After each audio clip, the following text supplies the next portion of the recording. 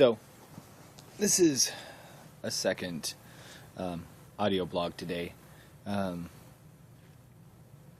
I'm at home with me and my youngest, who's currently sleeping. So, um, yeah, so um, one of my things has always been, well, I should say when I was fairly firm in the faith, one of my things has always been Bible prophecy. Um, Younger growing up, I was heavily a dispensationalist, the rapture, the 7-year tribulation. I'm now more amillennial than more amillennial now. And though I will say that if I look hard at myself, I can still see some of the old dispensationalist thought patterns coming out. But anyway, one of my favorite books has always been the Book of Revelation, which has the last couple 3 years, my understanding and my thoughts on it have grown, not even grown, but have come back to a point where maybe they once were before I fell away. But I love the Book of Revelation, always have. It's probably the book of the Bible I've read the most. I've listened to sermon series and lectures over and again.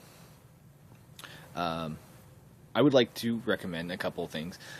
First off, anybody interested in the Book of Revelation, a pastor named Vodi Bakum has a short series that he's currently taking a break from on the Book of Revelation. Fantastic series. On YouTube, Reverend Jonathan Fisk, he's a Lutheran.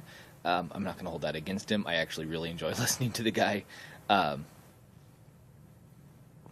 Very good, very sound. I disagree with some of the Lutheran positions, but he has a very good sermon series going through the Book of Revelation based on a book by a guy named Boyd that I've not read.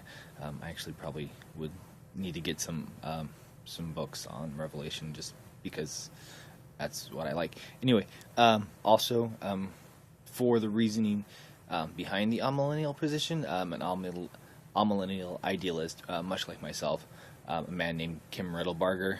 Again, you can find all of his audio stuff online at the Riddle blog. There's several, and I'm sure there's others, but those are the ones I've listened to and have really enjoyed and have really helped me. I've been laying around the house. I actually was watching V for Vendetta, a movie I actually enjoy very much. I think much of the ideology behind what the movie's about is very good. I disagree with if you just look at our culture, I disagree with the idea that the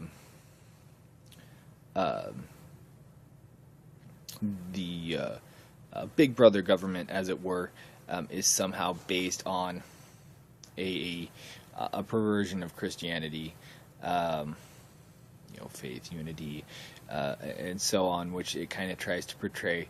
But the ideas, are very true and and even now, I think almost 10 years later, I can't remember when the movie was made, maybe 5 years later. Especially with our current president and some of the things that have gone down, very poignant. So I was thinking, about some things. I was thinking about Revelation 13 and some other stuff things I love and some things that even my ideas have changed on. Revelation 13, and I saw a beast rising out of the sea with 10 horns and 7 heads, with 10 diadems on its horns, and blasphemous names on its head.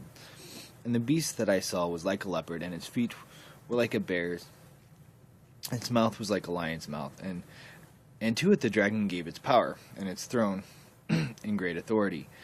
On its head seemed to have a mortal wound, but its mortal wound was healed. The whole earth marveled as they followed the beast. And they worshipped the dragon, for he had given his authority to the beast.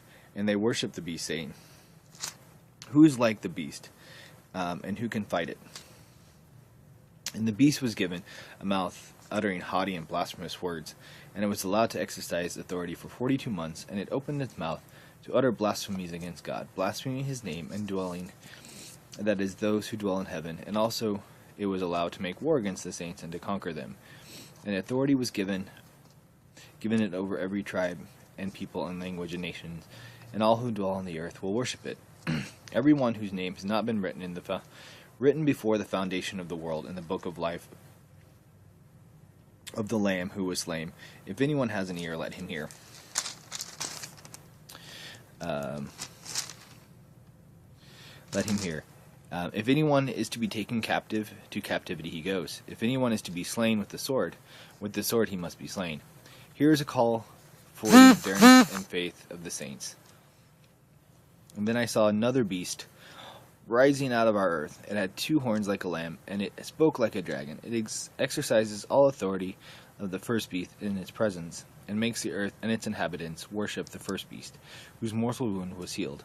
And it performs great signs, even making fire come down from heaven to earth in front of people. And by the signs that it is allowed to work in its presence of the beast, it deceives those who dwell on earth, telling them to make an image for the beast that was wounded by the sword and yet lives. And it was allowed to give breath to the image of the beast, so that the image of the beast might even speak and might cause those who would not worship the image of the beast to be slain. Also it causes all, both small and great, both rich and poor, both free and slave, to be marked on the right hand and on the forehead, so that no one can buy or sell unless he has the mark, that is, the name of the beast, or the number of its name. This calls for wisdom. Let the one who has understanding calculate the number of the beast, for it is the number of a man. The number of this beast is 666. Now, there are many out there who would argue that this is there's not many that wouldn't argue that this is an image of the beast and the false prophet and them taking the world. There are many who would argue that this has already happened. That this happened back in the first century with Nero, and maybe the cult of the Caesars, and so on and so forth. And while I'm not going to disagree that that Nero and Domitian and the Caesar cult very much mirrored this with worshiping the beast, worshiping the leader.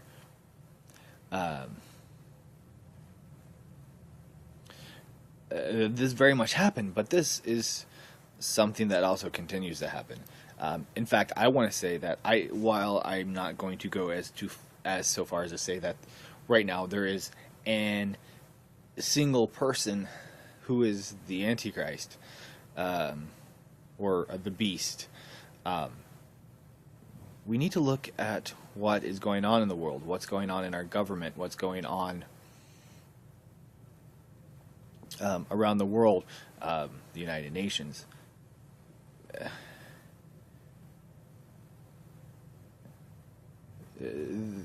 This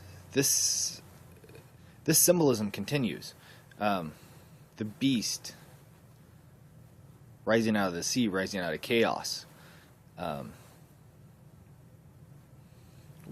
What happens many times when look at Nazi Germany.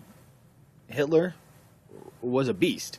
Where did that come from? It came from the chaos of Germany in the 30s, the economic depression. Sound familiar? When the people were desperate, they gave themselves and they gave Hitler authority. And what did he do? He worked viciously to get rid of all those things that represented the true God. He killed the Jews. While there's much debate about that,